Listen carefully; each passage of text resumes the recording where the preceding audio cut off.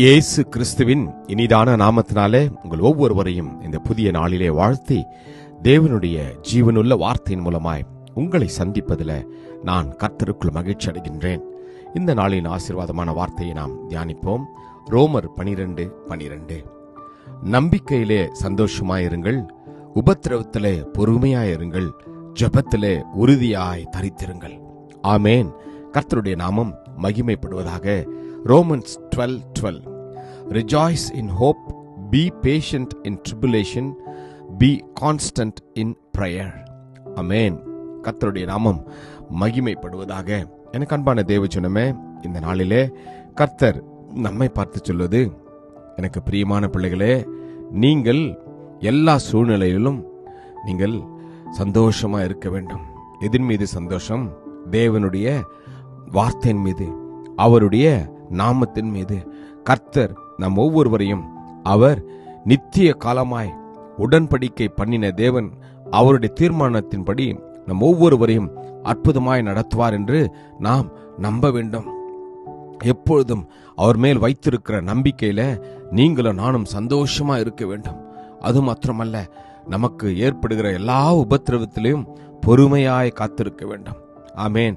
பொறுமை, நீங்களும் நானும் பொறுமையோடு இருக்கின்ற பொழுது கர்த்தர் நிச்சயமாய் உங்கள் மீதும் என் மீதும் அவர் மனதுருகுவார். ஆமேன். பொறுமையோடு காத்திருக்கிறவர்களுக்கு அவர் நிச்சயமாய் பதில் கொடுப்பார். நீண்ட நாட்கள் காத்திருக்குதல் இருதயத்தை இளைக்கப்படும் என்றுதான் வேதம் சொல்கிறது.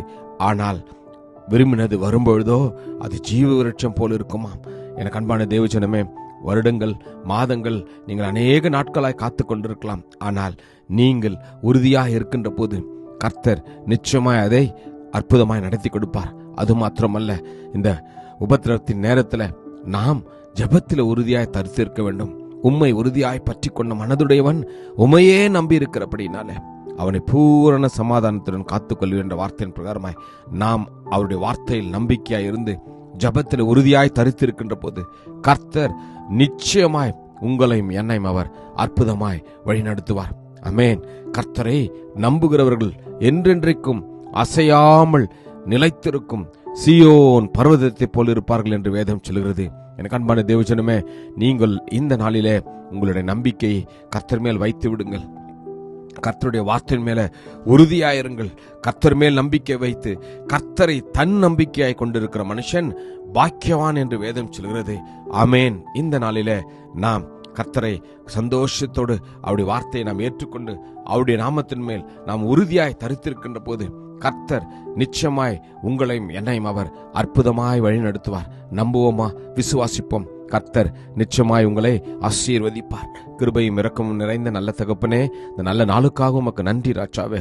அப்பா, நாங்கள் உம்மில் வைத்திருக்கிற நம்பிக்கையில சந்தோஷமா இருக்கும்படியாய் ஆவியானவர் எங்களுக்கு உதவி செய்வதற்காக நன்றி அப்பா. எங்களுடைய உபத்திரவத்துல நாங்கள் பொறுமையோடு தரித்திருக்க கிருபை தாங்க ராஜாவே. ஜெபத்தில் உறுதியாக இருக்கும்படியான ஆண்டவரே, உம்முடைய வல்லமையை கொடுக்கும்படியா நாங்கள் வேண்டுகிறோம். நீர் அப்படி செய்யப்போவதற்காக உமக்கு நன்றி. இயேசு கிறிஸ்துவின் வல்லமையில நாமத்தில் ஜெபிக்கிறேன் ஜீவனுள்ள நல்ல தகப்பனே. ஆமேன். God bless you. Jesus loves you. Amen.